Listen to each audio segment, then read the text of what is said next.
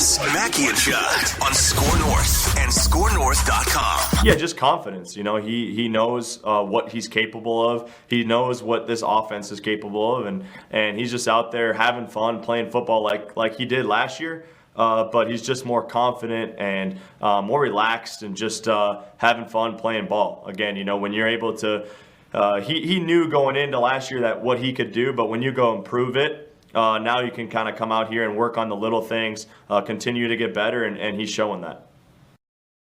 Adam Thielen talking about Justin Jefferson. Adam Thielen has a little bit of a glow there. I think he has a skincare routine. I'm not going to lie. Oh, most definitely. He has yes. He's got that glowing, I'm going to say that glowing Declan skin. I think he's probably got a similar routine. It's very, very important to take care of your skincare and get your vaccinations and do a bunch of things. Yes, it's very, very important to do all that. Chris Paul, man. Yeah. That came out today. Oh, and Thielen, I suppose you're talking about. Yeah. Okay. Yeah. Lots of pro athletes, my man. But yeah, that's great skin too. Like that's really quality skin right there. I bet he does as much as Dex or more. Oh, he does more. I bet he does more. Well, that's a wrap on Mackey and Judd today. Your skincare observations. Let's have Declan go through it. Let's not actually. Let's recklessly speculate about the exfoliation of Adam Thielen's face. Today is a Write That Down Wednesday. We're going to make predictions that are statistically likely to be wrong, and we're going to hold each other accountable. But boys, I think speaking of accountability, because Wednesday is the accountability day on both Mackey and Judd and Purple Daily, we have received, and I've probably received the bulk of them because I choose to mix it up against my better judgment on social media. Yep. A lot of people wondering, all right, you guys think maybe it's time to admit that you were wrong about the Vikings' quote-unquote inability to build a roster around Kirk Cousins' salary. You look at the list of all the defensive players they've added. Sheldon Richardson just comes back. Pat Peterson, Brashad Breeland, Xavier Woods, Dalvin Tomlinson, right? I mean, they move money into 2021 to make Danielle Hunter happy. And Kirk Cousins is still sitting there with the third highest cap hit in the NFL. And I'll just speak for myself. It has been my contention.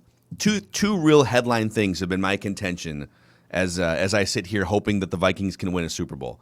One, I don't think Kirk Cousins has it in him to play at the level needed for 4 games in January and February. Brightest of lights, potential road games in the division round and the championship round. We've never seen it. We saw it once against the Saints. We've never seen it for like 3 or 4 straight weeks in big situations. He's in his early 30s. I just don't think he has it in him. But the second thing is, I don't think you can build a championship caliber roster with a good, not great quarterback making the third most money of any quarterback in the NFL.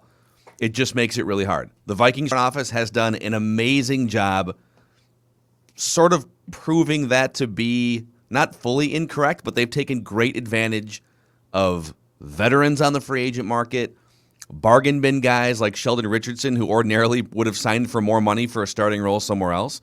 So what do you guys think? Judd, do you think the notion that the Vikings can't build a championship roster around Kirk's contract has been proven to be wrong the last couple months? One, we have no clue. Like I think we all agree that they've had a very successful past few months when it comes to signing guys and when it comes to redoing or retweaking, reworking a defense entirely that was obviously the worst that Zimmer has coached since he got here in 2014. But as far as the answer to the question, we don't know. And I think there's a little bit of 2 different discussions here as well, because I am inclined to agree with you. It is my personal opinion that Kirk, as the starting quarterback for your team, can make your team good. You can be good. Statistically, you can be really good. Super Bowl, I don't see it. But I think what people are missing the boat a little bit is this one. So, does Kirk Cousins' contract, and you know what? Heck, the contract of anybody who makes a lot, does that stop you from making moves? Period. Absolutely not. Absolutely not. Dalvin Tomlinsons of the world can be signed. And because the cap is going down and Brzezinski is one of the best cap guys in the league, you also can find creative ways to create cap space that can bring in guys like Breeland, Richardson, who are who are bargain deals, but they could be contributing players. So those things are all possible. But when people say, well, you see, they could do everything that they wanted. They could do everything that their little hearts desired to turn themselves from a disappointment in 2020 to a playoff team, which they should be in 2021. My comeback is this. Don't forget the first week and a half of March when free agency started. The Vikings, no question, were in on the bidding for a couple of right defensive ends. And I don't Lawson, mean right? Yeah, yes. And there were the two guys. It was Lawson and was it Hendrickson? Yes. Anyway, they wanted to pair with Daniil Hunter an Everson Griffin-like player now. And so the desire was not to have this rotating competition, which, by the way, as they open training camp next month, they're going to have. The desire was to have an established, probably pretty highly paid right defensive end, which would have been great for the Vikings defense. They struck out. Why did they strike out? Because if you can't pay enough, you can't get those guys. And then the second thing is, I appreciate the fact that the Vikings went into the draft and identified Christian Darrisaw and Wyatt Davis as two guys who can potentially start at left tackle and right guard. But they are going to be starting, if they do start, as rookies, okay? Don't forget the opening day when free agency started, Joe Thuney was very much a guy the Vikings wanted. And just to put this in context, minicamp right now, the first team offensive line has Rashad Hill at left tackle and, yes, Dakota Dozier at right guard. If you had gotten done what you wanted in the first wave of the free agent period, Joe Thuney, I don't think would be with the second team right now. If you sign him, he's your left guard. Ezra Cleveland, who's moved to left guard, is your right guard. So just because we think the Vikings have done a good job, which, by the way, they have, you are still having to roll the dice on certain positions a lot more than you would like to because of a contract like Kirk's. And we can debate if that's the smart thing or not. That's not the point. The point is, don't forget the guys that they wanted to sign and couldn't sign, and previously pre-Kirk, by the way, have signed.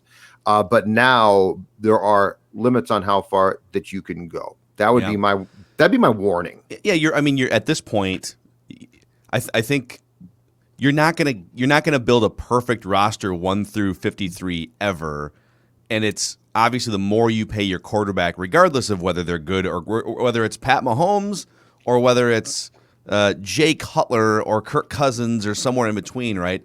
The more you pay one guy, and by the way, you can apply this logic. Joey Bosa is making $27 million to the cap as a non-quarterback, as a non-offensive player, and so it's going to become harder to build a champion. As long as you're giving one guy like 15 to 20% of your salary cap, and sometimes you feel like you have to in the NFL. But the reality is, in the history of the NFL, going back to when the salary cap was instituted, no team paying a quarterback more than 13% of the cap. And by the way, you can replace the word quarterback with any player. No team paying any player more than 13% of the cap has won a Super Bowl. And Kirk's at 17. Now, could you make the case that, all right, the gap between the quarterbacks that get paid and the ones that are either backups or on rookie scale deals, that gap has just widened, and the percentage that good quarterbacks take up of your cap is just going to be higher than it was 10 or 15 years ago because that's the way the market has gone? And some team is going to break that trend at some point? Yes. Could the Vikings be the team that bucks that trend for the first time in NFL history? Well, they've done a pretty damn good job putting together a defense on paper. I would say when Sheldon Richardson and Cam Dantzler are backups on your defense, you've done a pretty good job assembling a group of talent. And so I think we're kind of in wait-and-see mode. I mean, listen, like as I've been just sort of fighting back and forth with people on Twitter about this, like, admit that you were wrong. I will say, listen, hey, we are the most, I would say, self-deprecating and transparent, like admitting when we are wrong. We literally have a segment every Wednesday on this show called Accountability Session, and we call each other to the carpet for how wrong we were. If this team, I would say not even wins the Super Bowl, if this team gets to the NFC Championship game again, then I think it will have been proven wrong that they can't build a championship caliber roster around that contract. But they're going to have to ask him now, because you can't build a perfect roster regardless. They've got some holes that you mentioned. They've got rookies along the offensive line. We don't know who the hell the kicker is going to be yet. I mean, that's a whole another conversation. And it's possible that some of the aging veterans on defense just never get back to the way that they used to play, like Pat Pete. So maybe the defense settles in outside the top 10 or something. They're asking Kirk going forward, whether they ask him directly or whether they just ask him indirectly based on what kind of money he makes, to rise above those holes and that adversity, right? Hey, man, you're just going to have to deal with two rookies along the offensive line. It might not be perfect. Garrett Bradbury, we might have whiffed on him a couple years ago, but he's the starting center. And if he's not, then Judd's guy Mason Cole / Mason Storm is going to come in as a backup. Like, he's going to come in, and you're just going to have to sort of deal with that as a guy who makes $35 million. So that's where I'm at with it. We'll see. You guys can dunk on us all day if they get to the NFC Championship game or the Super Bowl, and we will welcome it until the sun comes up the next morning. I just don't think the conversation is as black and white as you're wrong or you're right. I think the conversation is this too. And so here's where let's delve into and deconstruct the words "the cap is fake," because I feel like in this league especially, we get a lot of that. And look, there are times where it looks fake, but what's the why for that? The why for that, and this is the sticky little thing with Kirk. The why for that is, look at the franchise quarterbacks who make huge money, who every March they go to them, and fair or not, the loophole is I can restructure and redo your contract seemingly as much as I want, right? So Mahomes gets paid, huge payday. Patrick Mahomes is breaking the bleeping bank. And then very quietly, Pro Football Talk or some website reveals, yeah, he's breaking the bank, but for next year he's not, because he's agreed to restructure his contract. Tom Brady, every time, with the Patriots for years, and now again the Buccaneers, what has he done? They go to him, and he's like, okay, yeah. You know why? Because he wants Joe Thuney protecting a guy like that, protecting him. Or he sees the upside to the defensive line having a pass rushing end who the team considers to be really good. So the thing where the Kirk conversation to me becomes intriguing is this one. So he restructured his contract a year ago. He did do that, but like in this case, he's not doing that. And that definitely stopped them. There is no question. That stopped the Vikings from making at least one move that they probably could have made and wanted to make. And so that's why I think this conversation goes into a lot of gray areas. I don't think it's you're right. I don't think it's you're wrong. I think it's, let's sort of peel back the curtain for why the cap looks fake at times. Does that apply to the Vikings? And also, as much as good as Christian Darrisaw might be eventually, you know what he's not? He's not a veteran left tackle that you could either have kept in a reef or gone out and gotten because your quarterback, let's say, said, you know what? I'm more than happy to take a pay cut for this year. I'll get my money eventually, but the team's going to be better. And that's not even a criticism against Kirk. That's just the reality of what happened here. Yeah. By the way, this nuanced Kirk Cousins Vikings discussion is presented by our friends at Federated Mutual Insurance Company. That's right. We can have nuanced gray area discussions about hot topics in Minnesota sports. Crazy, right? So Federated's been around in Owatonna since 1904. They're one of us. They're also a bunch of Minnesota sports fans who work at Federated too. So they're along for this ride every day with us. And you can find out more about how they can help elevate your business to heights that maybe you haven't seen in terms of just making sure that you are protected, making sure that you get all the resources you need. Federatedinsurance.com. And remember, at Federated, it's our business to protect yours. That? You like that? Yeah, I think the biggest question now going forward is this team in a position or in a similar position that it was after the 2017 season, at least on paper, where you think, all right, the roster looks great. Now we found out Xavier Rhodes had eroded and Linval Joseph had gotten old, and then they had a bunch of injury issues and offensive line kind of fell apart. But after 2017, the thought was, boy, this roster is ready to rock. Just need a better quarterback that can sustain a higher level of play, and maybe if you get into a shootout, you can rely on them to throw 3 touchdown passes and 300 yards, right? Is this team back at that point where you're saying, all right, all you need is for Kirk Cousins to come in, take the wheel, and play at the highest level that he can, and this team can win a Super Bowl. Do you feel like that? I feel like they positioned themselves really well coming off a very disappointing season and made the majority of the moves that we thought they should have made a year ago and that they failed to make.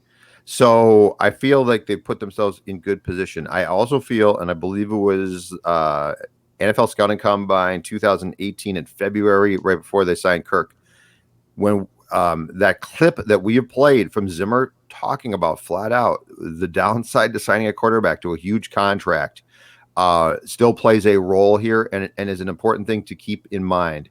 But optimism wise, and do I feel that this team has a chance? Yes. And but that's why the pressure's on too. Like there's two ways to look at this, which is, oh yay, the Vikings are going to be good. It should be great. And that's correct. But the flip side to that coin is the pressure's also on. And this team, I really believe this needs to win a playoff game. And in this conference, is there a reason why they can't make a run? I don't, you know what? I don't think unless they have injuries or, Phil, as you said, and this is the one thing to keep in mind, especially defensively, have certain guys decline. Because if they've hit a cliff, you're in trouble. But if they haven't, I think that this team has the ability, or should, with Kirk or without Kirk, but they've got Kirk, to actually make a playoff run. So the optimism's justified to me. I mean, I think what's frustrating to me, and I think it's going to be harder to do this in 2021 than in the last few years, people bend over backwards to make excuses for Kirk Cousins and why the teams that he's been on as a starting quarterback for 6 years are 500, right? I mean, he has, if I'm not mistaken, I think his record as a quarterback, or his team's record when he's a starter, is exactly 500 with like 2 ties or something. It's like 51-2 or something like that. If not, it's very close. And it's never about his deficiencies or his lack of being able to rise up in certain moments or when conditions aren't perfect. It's always blaming the things around him and saying, well, if this, and this were fixed or better or perfect, and you put him in a spot where he's super comfortable in the seat of a Ferrari, right? Yeah. Then look what he can do. But that's not how the NFL works. Like, how often do you get to the January playoff stretch and you've got 5 amazing, healthy offensive linemen and all your weapons are there and your defense is top 5? Like, if you gave those conditions to every quarterback in the NFL, there's a lot of guys that would win a Super Bowl.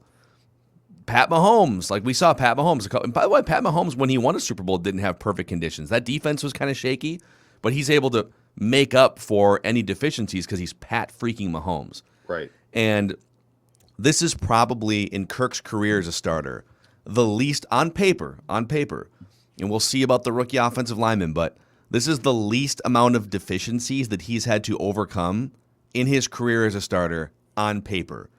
And so I think it's a reasonable ask to say, listen, if certain things pop up, if Wyatt Davis isn't that great at right guard, just overcome it. And if you can't overcome it, probably shouldn't be making the 3rd most money of any quarterback in the NFL. So overcome the small number of holes and adversities on this roster and do it. No, as we said on Purple Daily every single day, no excuses. Make it happen this year. I'll give you the game in particular from 2020 that in 2020 they have to win. Like, if I am to take them seriously, they have to. The one that comes to mind immediately is the Titans game. And that doesn't even, if I recall the score correctly, that doesn't even require Kirk to drive down the field late for a touchdown. It requires a field goal. That's the type of situation where you have to remove any excuses, because you know what? In a 2-minute drill, conditions can suck. They're not perfect. But you have enough around you, and your line has been built up enough. And let's go to this point too. Your line's not more built up because you probably didn't restructure. And so in overcoming adversity to get your whoever it is, your poor godforsaken kicker, into a position to make the field goal that wins the game, you sort of made your own bed there, but your line should be good enough. But that was the game that struck me as this is where your quarterback has to do something special game. And a year ago, it's like, well, yeah, but Bradbury got pushed back, and he did. Look, I mean, Garrett Bradbury might not be a good player, especially in pass protection. I don't know. But in 2021, if you're going to do what we're talking about doing, that's a game where I don't care how you do it, and I don't care if it's pretty. You got to find a way to get into field goal position so as the clock expires, you win the game. I think that's an incredibly fair ask. Yep. Yeah, I think, because there's a lot of numbers that show, hey, look how great he was in the fourth quarter. He had the most touchdown passes of any quarterback in the fourth quarter or whatever it is, and that's awesome. And he was amazing once they were 1-5. He played his best football basically in the garbage time section of the season. And that's another form of garbage time that doesn't get talked about. Well, look how great he is in the fourth quarter after they were 1-5 and after the pressure was off. Didn't he have a really good fourth quarter in week 1 against the Packers when they were down by like 20 as well? Yes. Stuff like that drives me crazy because it means nothing. And if you actually dissect it even more, if you look at the last 6 minutes of the fourth quarter, and dissect it even more when they're within 2 scores or less, when the game is still in question, in his career as a Viking starter, he has one of the worst sets of stats, passer rating, average yards per attempt, etc., of any quarterback in the NFL. Really good early in the fourth quarter, but you know what? If your team takes a lead early in the fourth quarter, the defense isn't always going to hold. Like, it's the NFL. It's an offensive league. And so if you get the ball under 5 minutes and whatever has happened up to that point has happened, and now you have a chance to win the game. Now, sometimes does the defense blow it in the last 2 minutes? Yeah, okay. Well, but they spent the whole offseason trying to fix that. So no excuses. Make it happen.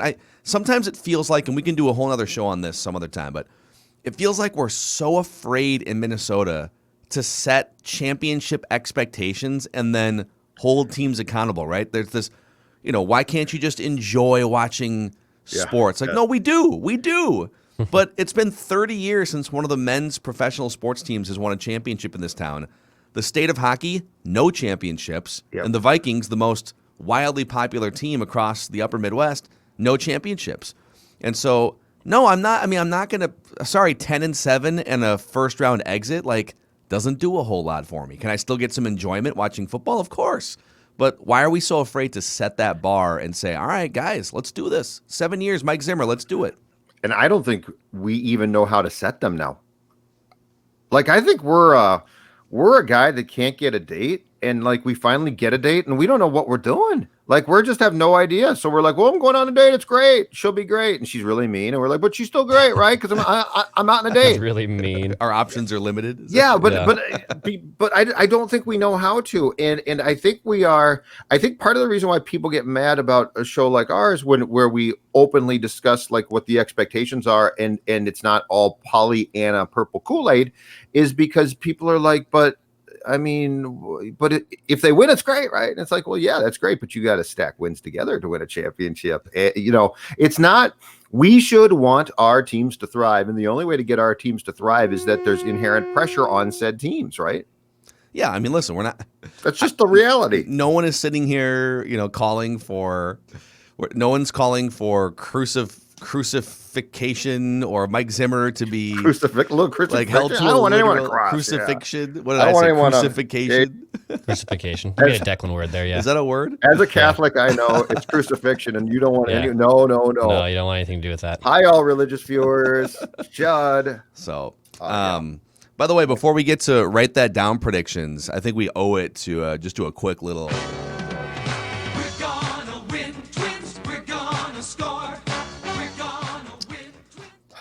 The Twins got beat 10-0 last night in Seattle, and this episode of Talkin' Twins was presented by Dennis Kirk and DennisKirk.com, where it is riding season. If you'd like to ride far, far away from the hometown baseball team, hop on a Harley, hop on a cruiser, whatever it is, Dennis Kirk has you covered with 160,000 parts and accessories in stock, clothing and helmets as well. If you order by 8 p.m., they ship the same day, and shipping is free for orders over $89.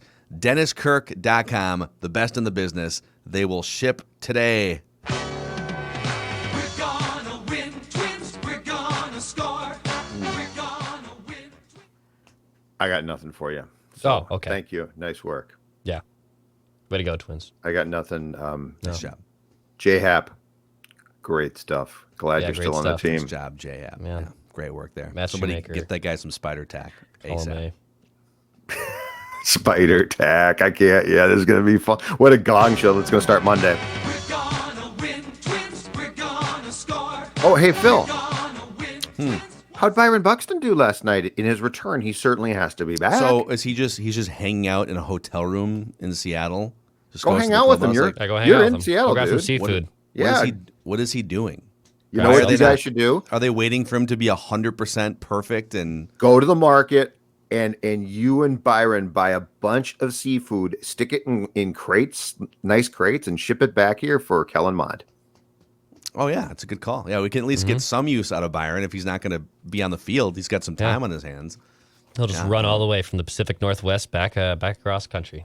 What have they commented more on this? Has anyone done any reporting on Oh this? yeah. He said 2 days ago. So he did a Zoom call 2 days ago, and he said, "I want to play." They basically, I'm ready to go. Let's go. This is frustrating. And Rocco keeps saying, "Well, the residual soreness, though. The residual so Rocco did the only in quotes radio hit that he does is with the Sirius XM guys on Tuesdays. Yeah, Tuesdays. So he did it yesterday, and I was listening driving home from the Vikings, and Rocco's on there basically saying we got to get him to 100%. He's still sore because if he's 95%, Buck being Buck will turn it loose, and we don't know. But my question is this: okay, he was a little bit sore after he played for the Saints last week. Okay, so he comes back and plays.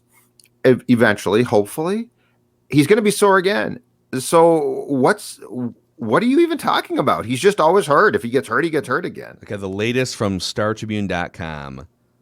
Phil Miller, this would have been early yesterday morning from Seattle. So I don't see anything from like after the game or today. No, but I don't think I did not either. I looked for after the game, but he's doing pretty well, but he's dealing with a little bit of residual soreness. Yeah. From being out on the field. There were some times where he refrained from running full speed out there, maybe to protect himself. So if that's the case, why would they fly him to Seattle? Correct. Why is he in Seattle if he's not playing for the Twins? Why would he just be in St. Paul or continuing his rehab? I'm not sure what your former Twins beat writer Spidey senses tell you, Phil, but I believe that there's a lot going on behind the scenes with this team that we have no idea. Like, there's a lot of things that seem weird. The Buxton thing seems weird. I'm not even joking here.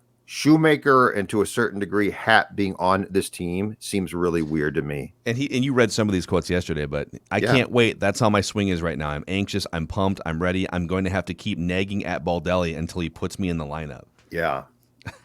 Okay. So is he being genuine and he wants to play, and the doctors won't? Rocco won't?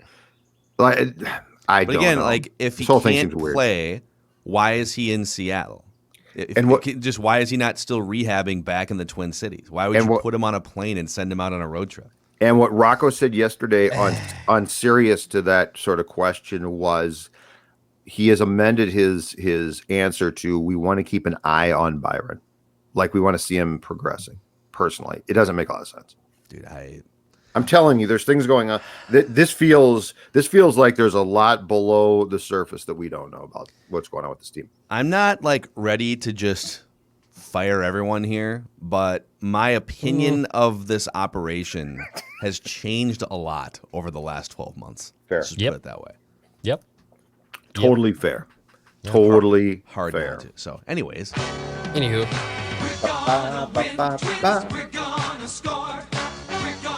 That's right. Number one Twins fans here. Mackey and Judd. All right, we're going to take a deep breath. The organization called you out as the top fan. Yeah. That was. Yeah, Dustin Morris took sort of like in the bushes creeper photo of me. Very, very flattering too. Very flattering photo of I don't think they are, and by they I mean just like the Twins and maybe PR. I don't think they're thrilled with how hard we've been on them. But you know what? It's all self-induced. You guys have lost 18 straight playoff games. You were supposed to contend for a World Series this year, and you're 26-41. So, I mean, sorry. All right, let's take a deep breath. Let's make some predictions. Hold each other accountable. Mackey and Judd.